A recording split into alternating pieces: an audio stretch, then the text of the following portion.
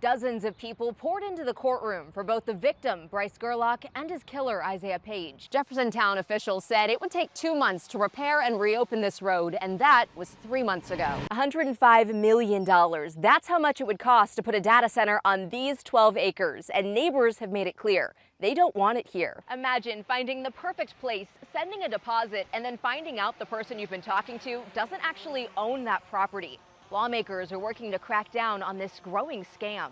The goal is to reopen this youth detention center in spring of 2027, but some city leaders say that's not soon enough. Louisville needs dozens of lifeguards for the 4 public pools making a splash this summer, and they're swimming here for training. Thieves are stealing cooking oil out of these containers across Louisville.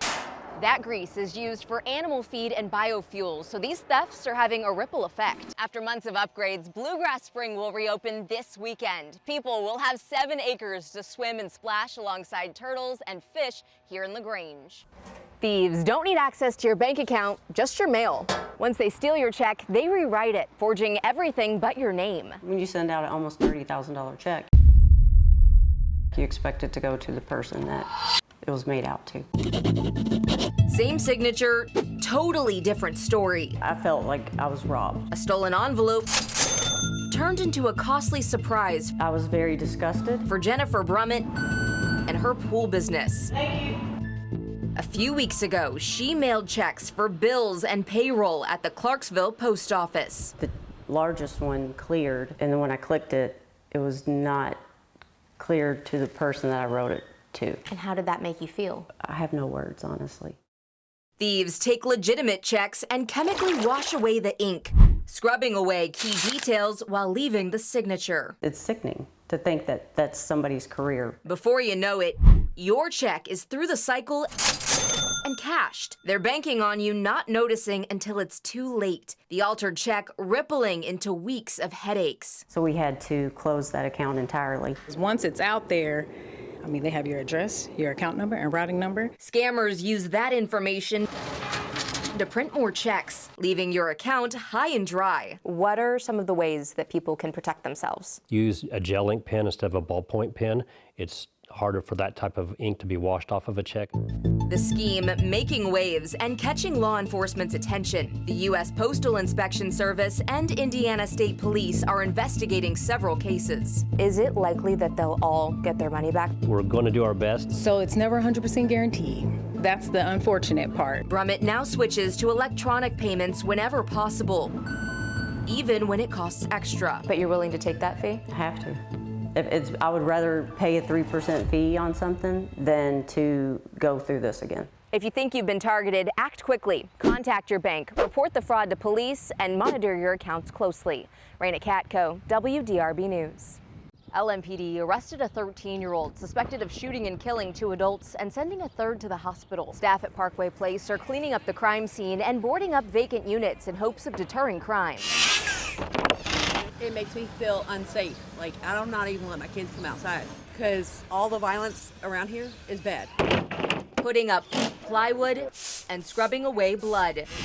Maintenance staff at Parkway Place hope to make residents of the Park Hill neighborhood feel safe again. One LMHA spokesperson tells me people are breaking into these empty apartments, turning them into a breeding ground for crime. So the staff is temporarily blocking off windows. Do you think boarding up those vacant units so people can't break in will help? No, they'll find a way in them. They always do. Just feet away from the scene of Wednesday night's triple shooting off Brashear Drive. Witnesses say they heard several gunshots. An ATF agent and LMPD K-9s searched the area. Ultimately, officers arrested a 13-year-old suspected of pulling the trigger. And how does it make you feel to know that that's happening right outside your door? I don't even want to come outside. I stay in the house. Though the sea of red and blue lights that flooded this street have faded, neighbors who didn't feel comfortable talking on camera say it's a familiar sight. This is the 3rd shooting that I know of in less than a year that's happened on this street. We work this complex a lot. Officers are out here all the time. A bullet hole goes through an apartment window frame from a previous shooting on this street. The tenant says that's her bedroom. In a statement, LMHA says, quote, "We will continue our work to stabilize Parkway Place for the 1,100 residents who call it home, while we plan for a better future for the site." The Housing Authority also sent a long text to residents Thursday morning, offering support and resources. The Office of Violence Prevention now meets with neighbors to just ensure that the community knows they're wrapped in support as LMPD investigates. Because we want to get this solved so we don't have any further acts of violence. The 13-year-old suspect faces several charges, including 2 counts of murder. Reyna Katko, WDRB News. The most exciting 2 minutes in sports needs an equally exciting drink to pair with it. The key ingredient to a good mint julep is a well-grounded beginning here at Nelson Family Agriculture. We take a lot of pride in it and take a lot of effort to make sure that it's done right. Long before the glass, there's a field full of minty fresh starts. 2.5 acres to be exact. Oh, it's a ton. When everything's done by hand, it's a lot.